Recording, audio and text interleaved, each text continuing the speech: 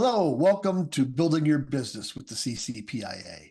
I am very excited to bring you Mr. Nick Gromicko, our guest today. Nick is the founder of InterNACHI, a staunch advocate for all of the inspection industry, a market disruptor, an entrepreneur in every sense of the definition. Nick has authored over 25 inspection-related books and either authored or co-authored hundreds of consumer and inspection-related articles. Nick also co-authored the ComSop, which is the very foundation of the CCPIA. With that, I want to bring on Nick Gromicko. Hello, welcome, Nick. Thank you for being here. Thanks, Rob. Where are you located? I'm in beautiful Weld County, Colorado, where I live. Looks like you're in your workshop. I'm in my workshop, yeah. Well, tell me a little bit about your workshop if you can. Well, it's a building made just for me, by me. So I could show you around if you like. That'd be great. Well, there's my desk. And I have a little fireplace, which I'll be using soon as we go into winter. And then my cars are in here. There's a Model A. And if you ever come visit me in Colorado, I like marketing. And so I have all original car ads that are old, dating back almost 100 years. And these are real ads for cars that were in magazines and newspapers, and I have a collection of them. But this is my shop. This is all my tools, and it's my Rocket 88. That's cool. Yeah, my convertible Challenger, a mono stringer stairs that goes up to my silo building, and then a lot of my wood shop tools, my air filters and antiques. I have a sleigh and a wagon. So it's my little world where I hang out every day. Not a bad world to be in. It gives, if you think about it, I'm hoping the people that are watching this, the inspectors, might take it as some inspiration that maybe possibly they could get to that spot too. The shop made money, so it pays for itself over and over. So it doesn't it's not a static display. Every time one of my guys wants a tool, they can come here and get the exact tool real quick rather than going all over the sites looking for it. So that probably saved me enough money to pay for the shop several times over. I mean, they're looking for a particular big wrench, they know where to go now. So yeah, that is absolutely terrific. So I want to spend some time in this podcast or this building your business session, and I want to talk about commercial inspections. I want to talk a little bit about you and some of your wealth philosophies, if we could. Okay, I've given a lot of thought to wealth storage, and I've written a lot about it and been interviewed a lot about it. So. Then I promise we'll spend some time on that. But before we do, you created the Certified Commercial Property Inspectors Association. Why did you do that versus just staying with the home inspection world? Well, a lot of home inspectors wanted more. They want to attack more. So they wanted a new career that's big, deep, fresh, a fresh industry, something they can really sink their teeth into. And they wanted to charge more. I mean, in the commercial inspection world, we use the word thousands, not hundreds, when we're describing fees. So there's a lot more money in it. And as we get older, as home inspectors get older, our brains usually keep working, but our bodies don't. I'm 62 myself, and so I've worn out in some regards. And so commercial inspections is different than home inspections because if you're running it correctly, you could almost run it blindfolded. So if you lost your vision as an old man, you should be still able to manage your commercial inspection business, because commercial inspections, they're a management business rather than a home inspection business. And if you're doing it right and you're subbing out a lot of things, you could almost do it blindfolded from your shop and never leave the building. So I'm not saying you have to run it that way, but you could aspire to it becoming just a 100% total management business. So what is that progression between home inspections and commercial? Is it natural, or is it something you really got to work hard at? Oh, no, it's not natural. Most home inspectors, it's sort of a step above a full-time job for them. And so they're satisfied to do, several inspections a week or whatever, watch the game on Sunday. There's nothing wrong with that. But commercial inspections are really for people who are like me, afflicted with a disease of dissatisfaction. I mean, I envy people who are satisfied with what they're doing. And I'm never satisfied. I mean, it's not a good thing to be constantly dissatisfied, but it is what it is. And so as an inspector and being in the home inspection business for so long, something like 30 years, I always wanted something bigger and better. And commercial inspections is much bigger and much, much better. So that was the progression, and it's not for everybody, but it's for quite a few people, You almost got to feel like you got to, get more, absorb more, get more satiation in your body that gives you some drive. And I think statically looking at a Cape Cod house every day doesn't do that. I mean, some home inspectors are so bored, even though, every home's different slightly, that they become complacent on the job. And I talked to a lot of home inspectors, and they just don't have the excitement in them anymore for the business. But commercial is exciting. When you pull up to a 4-story big building and you have to attack that building, it's like fighting a dragon with a sword, is all I can say. And it gets your blood going again. And so if that excites you, then commercial inspections is for you. And I'm saying it should be for everybody. It certainly is not. But it's certainly a career where you can make a lot of money. I think one of our own instructors just put forth a proposal for us to inspect an entire school system. It's going to take him a year, and his fee was more than $1 million for the inspection. So, you're playing with the big boys, and it's fun. It could take dozens of inspection companies. Yeah, I mean, the funny thing is, you might do that, and then when he's finished, inspect a pizza shop. Yeah. That's the great thing about commercial inspections. You think every house is different. Every commercial building is way different. Yeah. That's always been one of my favorite parts about the commercial inspection is every inspection's one-off. That's true. That's one of the things that makes the commercial inspection business good. There's probably a few things that make the commercial inspection really a great business. And one of them is that every project is different. So they can't commoditize us. Is commoditize a word? Yes. Okay. Yes. So I know I'll ask you, I'm a high school dropout, so I don't know. But they can't commoditize us like they can easily in the home inspection business, because every commercial building and every investor in that commercial building is way different. And so that's one of the big advantages of going into the commercial inspection business, is that they're all one-offs, they're all different. And of course, there's way fewer competitors, as I just got done explaining. It's not for everybody. The commercial real estate agents are few and far between, and they announce themselves, and they're easy to target. Whereas when you're trying to get just residential real estate agents, I don't know how many there are, more than 2 million of them. Yeah. But commercial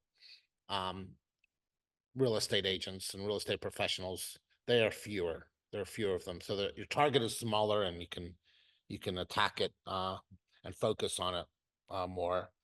And then the commercial inspection business is all B2B, so the emotions are left out of it.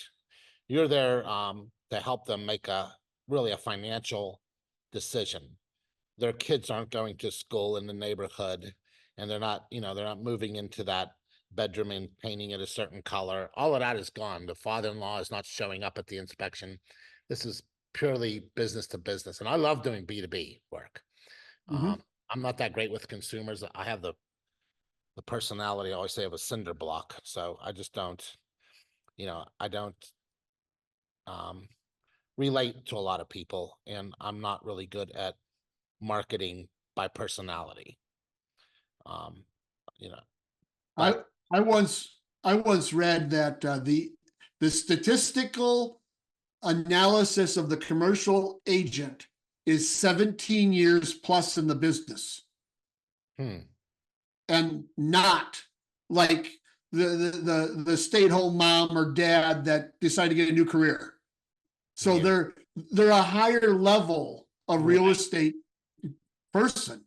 And so you're dealing with somebody that is truly a professional versus a hobbyist. Well, that has to do with the money. There's just, yeah, you're playing with extra zeros, so you can stay in the business longer. And I like the professionalism of it. I like investors who are buying commercial property. As I said, I don't do really relationship marketing. It's not my thing. Not with my personality anyway. I know my weaknesses, but business is so, and businessmen, like other businessmen, we're all in the same club. So earlier you talked about this is a very good long-term career, especially for older inspectors like us. I'm 34 years in this industry. You are as well. Do you need to have a large staff, or can you do this alone? You can do either, but you can do it alone and run it sort of like you're coaching a team. So if you're coaching a football team, you'd have your starters, and you'd have your bench, and that's what I sort of do. I have a couple of plumbers, a couple of commercial roofers, a couple of commercial electricians, and with each deal I can see what I need in the scope of work and pull from my teams to put together the team I need to do the inspection. And we don't even do it all at once, so it's not like it's on the field all at once. Each player goes out and does his thing, and then we compile it all and give them the report. I don't even retype the reports anymore, so I just put them, staple them all together. I use a stapler, cha-ching, and there's no problem with that. I've been doing that for years that way, and my clients don't mind that the electrician section of the report is in a different font than the roofers. So it all works well, and it's very easy to do. It's a management business. I'm a good. I think I fancy myself to be a good manager of businesses. I employ 112 people, and they all seem to like me. And it's really a business suited for me and other business people who happen to be in the inspection business. Remember, there's two kinds of people in our business. There's inspectors, and then there's business people who happen to be in the inspection business. And the commercial inspection industry, it's for the latter. It's for business people. You had talked about commoditizing, and that made me think of, in this conversation, of they don't have to be there all at the same time. Residential inspections are so much of a commodity that you've only got 3 or 5 days to complete this whole inspection process. Where, as you said, your electrician could be there today, the plumber could be there next week, the roofer could be 2 weeks from now, because our clients on the commercial side could have 90 or 100 days of timing. That's right. So it's really becomes beneficial. You might bring them information where they need additional inspection work. Yeah. And that's not objected to in commercial investment. That's it. It's a different stressor. Now, I in doing some research, and we're going to talk about a couple of really neat products you've created, one of the products or tools you created on the InterNACHI side was the revenue per employee booster. Is something like that a good fit for the commercial side? No. So No. that tool is for multi-inspector firms, like home inspector firms.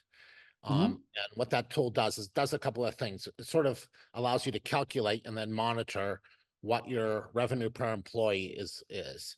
And that's a metric that you evaluate all companies on, like Google or IBM, how much revenue per employee is being brought in, and then how to improve it. So it's called a booster because we give you suggestions to improve your average revenue per employee in that tool. But that's really for home inspectors who have employees, whereas Mhm. the commercial business, most of us are using subcontractors. We're using licensed electricians and licensed plumbers who are not giving up their businesses to come work for Mhm. us full time. And we don't need them all on every inspections. We need what we need Right. depending on the scope of work. That's what makes the commercial standards of practice so perfect, because it's all boils down to the scope of work, and then you pull out the players you need to run the play. Is the way Yeah. I describe it, like a coach would. That also works hand in hand with if you don't want to be a multi-inspector firm, but you've got a project that you need help with, you can actually 1099 inspectors much easier than you could on the residential side because it's very much a team approach. Right. And, it's not just the IRS's rules on 1099. You have to look at your state as well. I live in one Mhm. of the most restrictive states for issuing a 1099. In Colorado, there's a law that you're only allowed to a check to a human being if they are a car salesman or a real estate agent. You're not allowed to ever pay human beings. You just can't. You have to pay companies. And so it works really well in terms of complying with the subcontractor laws in your state and with the federal government. It's a great business. So yeah, I love it, and I want to switch. I want to switch a little bit, and The other thing too is I don't have to feed my plumber every day. I just use them. no, I just use them when I need them, right? yeah, So, and I don't have and to. and if you pay him right on the spot, he's going to want to come work for you as often as possible. That's right. And I'm also freed up as well. I can go do what I want uh, and take the jobs I want. And it's much different than running a multi-inspector firm where you have to keep your crew busy. And I know what that's like because I'm in other businesses where I have to keep my crew busy. That's how I got into the heavy equipment business. I mean, it was just to keep my construction crew busy on. Is inclement a word? I'm a high Yeah, school on yeah. during inclement weather. My construction crew had nothing to do. It's too cold here in Colorado, so we bring them inside and they refurbish heavy equipment, and we got good at it. So that's how I ended up in that industry. But that problem doesn't occur in the commercial inspection business because you're not keeping anybody on staff like you would with a multi-inspector home inspection firm. So you've kind of talked about that your other businesses. I know you've got the heavy equipment business. You're also a heavy investor in properties and property wealth. Let's talk about that for a minute. Right. I'm in a real estate business. I have 55 properties. You're one of my tenants. So, Yep.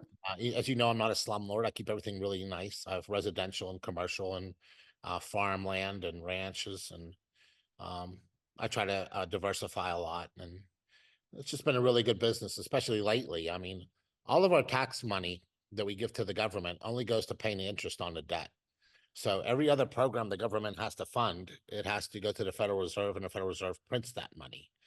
And printing money is inflates the money supply, and that is inflation. It causes inflation in everything, groceries and homes and buildings and everything else. So real estate's a great way to hedge inflation, and certainly worked out for me. I mean, and then as your real estate is appreciating, which it really did in the past 4 years, went up 8, so almost doubled out in 4 years. You get to, on paper, say that it's depreciating. So I don't know whoever made that rule, but I mean, you can't lose. And then you're getting, um, rent checks, of course, every Mhm. month. But I think Donald Trump in a debate one time with Hillary Clinton said, I didn't make these these real estate rules. I just abide by them, and that's all I'm doing. I'm playing by the game they created, and I don't understand it myself. I don't understand how all my real estate go up so fast, so high, and yet on paper I get to say it went down. But Well, I guess one of my I'm one just of my playing by favorite the game they invented. So one of my favorite quotes ever is by Mark Twain. It says, "Buy land; they're not making more." that's true. I own quite a bit of land too. In Wyoming, still very inexpensive there, um, and some farmland in northern Colorado. So when we think about some of the tools you've created, you created a tool. I want to make sure I say this right. The investment property analyzer, which is linked on our ccpia.org site. Yeah, Talk that about that for a minute. So I wanted to create a tool. I was hoping it would go viral one day, and it did. So we got a lot of commercial real estate investors using the tool, and it's basically you enter everything there is to know about that you know about the property. Ask you about 30, 40, 50 questions, and you try to give it as much information as you can. Push a button, and Shazam, it spits out. Well, I got one. A reporter. Hold on. Spits out a report. I just did one because I'm looking at a piece of property I used to tool myself. I just bought a Oh, donut neat. shop. I did the most dangerous thing I ever did in my life. I bought a donut shop. Um, but it spits out like all the information that you need to decide on whether you should buy it or not. It produces your price to rent ratio, your gross rent multiplier, your monthly operating expenses, your rent to value percent, your property price to rent ratio, your cash on cash return, your debt service cover ratio, your cap rate, which is another metric to analyzing commercial property. It even tells you the maximum purchase price you should pay for that property. And the nice thing about it, it only has one link at the end of the report, and that is the CCPIA search engine. So it says, after if you're thinking about buying this property, make sure you get it inspected by a CCPIA inspector, and it links to that. And so it's really it just was really designed to as its main purpose is to promote CCPIA members and their businesses to commercial real estate investors, and it's doing a good job of that. It's getting more and more popular every day. It's used more and more. I would imagine most of our members aren't even aware of that tool. I mean, there's They should give it out. They should give it out. That's what they should do. yeah.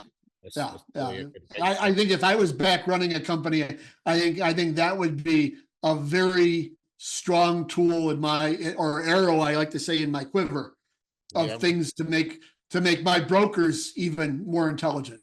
Yeah, we just had a private equity firm adopt it for all their investment property that they buy, and a couple of investment clubs and a lot of real estate agents who are helping commercial property investors. They run the tool first, and they produce our report for their client to look at. Say, I've seen this property, I've run this report. So it really is a nice tool for real estate professionals who do commercial work to run this report on a building first, and then give it to their client to look at. Yeah, what an awesome tool. I've told both of my children that whenever they accumulate any bit of extra wealth to invest in real estate, because that's probably the single best investment they could do. And the tool's free, open to all. Yeah. You can try it right now. You can run it on. It also works on residential if you want. Works on anything. It'll work on anything. A mobile home park. It'll do it all. It took me about. That is neat. What other businesses are you in the middle of? Well, I'm building more and more tools for real estate professionals and real estate investors, and all of those tools have the same punchline at the end, which it steers them right to CCPIA. Because if I can build all these business tools for that industry, and I understand that industry, I understand finance, I understand mathematics. I'm sort of a math buff, and so and I can do the programming. So if I can create more and more valuable tools for the commercial real estate industry, and they all have the same, it becomes a funnel. It funnels everybody, Mhm. keeps reminding them, go to CCPIA and get a commercial inspection on this before you buy it. It's going to help our industry a lot. And I enjoy building the tools, and I get a lot of help from a lot of professionals when I build them. This one, the investment property analysis report tool, that took me 8 months to build. So Wow. yeah, and I had a lot of help, and then when I'm all done, I run it through a math professor that checks everything. He's into finance, and he checks all my math and makes sure all my equations are right before I release it. I don't want to steer anybody in the wrong, with calculations that are spitting out nonsense. So they're pretty solid tools that I'm building, and building some more coming up. You'll see them coming up in the future. I've been enjoying your fire door report tool That's another of one I recent. talked about, yeah, and just another piece of software I've created for Yeah. the industry. So we've talked about your properties, your heavy equipment. What other businesses are you running? Well, I'm in a lot of different businesses. I mean, I can go on and on, but in marketing, I have four very large global law firms that I work for, and we do their social media marketing, and I only have four clients. And one of them is an investor in the company. So that's one of the That's things. terrific. Yeah, it's one of the things we do, and I don't know. I mean, anything I can get my hands on. I like business. Mhm. I enjoy it. I started working with a company now that does the back end office. It's sort of InterNACHI for tattoo shops. Which Interesting. I don't have any tattoos at all. I don't know anything about the tattoo industry, but um, my job is to help them um, build tools that they can use to expand their business. Since most of them are very much like artists. Yeah. Tattoo shop owners, I would say, are artists first, and business people last. So they really need the tools that I feel I'm good at creating to help build and grow their businesses. And so that's what I'm working on a little bit on the side. And then Yeah. every time I create one of those, I think about how am I going to, bring this tool into the inspection industry, and how can I? So I've been creating some tools for home inspectors to use to build and grow their inspection business, and it's really fun. It's probably what I'm going to do the rest of my life. Work on business success tools for the inspection industry. I think that's a very valuable thing to have because most inspectors are not business people. Right, and most of the commercial ones are. So I'm just I'm the perfect companion for them in their desire to grow and build their businesses. So you don't just talk about it, you live it. You actually live in a commercial building. Your home was built like a commercial building. Technically, I technically live in a commercial building, I guess, but my house is very large, and I know I get some flack for it, but I use every inch of it. I mean, Yeah. my wife has businesses. She has cosmetic businesses inside. I have three kids running around in there. I took in three different um, Ukrainian refugee families that I never met. I took them into my house got them jobs and cars and places to live, and they're now productive tax-paying citizens. So the government approved me to take a fourth one too. It's almost like adopting children. You have to be willing to financially care for them for a year and have a place for them to live. So they lived in my house. But yeah, I mean, my house is so big I never even saw them hardly. I mean, it's a big house. I built it myself. It took me 5.5 years, and it's built as a commercial building. I mean, the county required a lot of things to be built as if it was a commercial building. It's It's a big house. It's 29,000 square foot. And What then is the most unique construction feature in the house? well, I had a lot of fun with it building it. So I put some stuff on my contractor site, nickgc .com. So I have a big steel fireplace. Everybody makes a fireplace out of either stone or brick. And I made one out of steel because I'm in a steel business. Steel spiral stairs. And, my living room is enormous, 25-foot high, and I use it all though. So, Yeah. but I guess the funniest thing I built, and it was a suggestion that Chris Morrell, my CEO at InterNACHI, gave me when I was building the house, is that I got the county to agree to allow me to build a secret room above my son's room when he was just a little 1-year-old when I started building the house, and with a little passageway through a doorway that just looks like a piece of plywood on his wall. And I wrote him a note up there, and I stuck it up there. And of course, I had to run ventilation and everything. The county made me do it so that it's safe to go up there. But it's a totally hidden room above his bedroom. And one day he found it, so he went up That's there. fun. Couldn't read the note because he was younger than I thought he would be. But before he found it, he took the plywood off, and at about age 5, and he's 6 now. And I climbed up in there and found this whole room up there. So a hidden room, I guess, is the big one. That's neat. It's I wish more people would take the care if they have the means or opportunity to build something personal to do stuff like that instead of being crackerjack. Well, it's great being an older father. I mean, my wife is 25 years my junior, so we have 3 little kids. But it's great to be an older father because I get to do it right again. It's like having grandkids, but it's also like having kids, and so we get to do a lot of fun stuff. And I really enjoy my kids a lot and the farm we're on. I've taken so much of your time, so I got one last thing for you. If you're a residential inspector considering commercial inspections, what should be going through your mind? The question isn't what should be going through your mind. The question really should be, is what you need to succeed going through your mind. So, Okay. I am not knocking anybody. If you are satisfied in your life, you're doing a few inspections a week and you want to watch the game on Sunday and you're knocking out a living, and I envy you actually. But for some reason, I am constantly and perpetually dissatisfied. I wish I wasn't that person,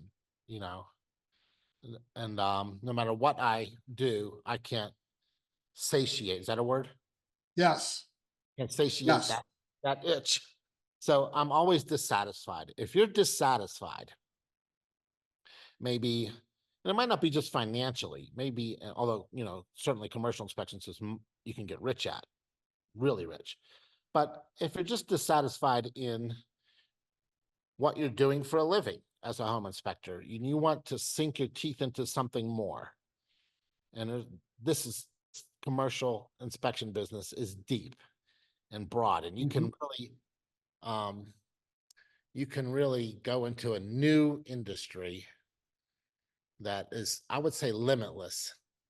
And you're riding a wave now. There's a lot of commercial buildings going to come up for sale next year. This is the time to do it. But you have to, to thy own self be true. You have to look in yourself in the mirror and say, am I, almost viciously dissatisfied with everything? I mean, that's how I look at it. I kind of look at it as commercial inspections as me with a sword, not even a very long sword. And every commercial property is like a big dragon that I have to slay. Now, if you're the guy who finds joy in that, getting on your horse, drawing your sword, and charging at that commercial building, which is hundreds of times your size, and it's just a big dragon, commercial inspections are for you. Your life will be so thrilling and exciting. Your business life, your work life. it's the complete opposite of sitting in a cubicle. And I know people that do that for a living. Yeah. And of course, home inspections is somewhere in between, or maybe on the even towards the side of slaying dragons. But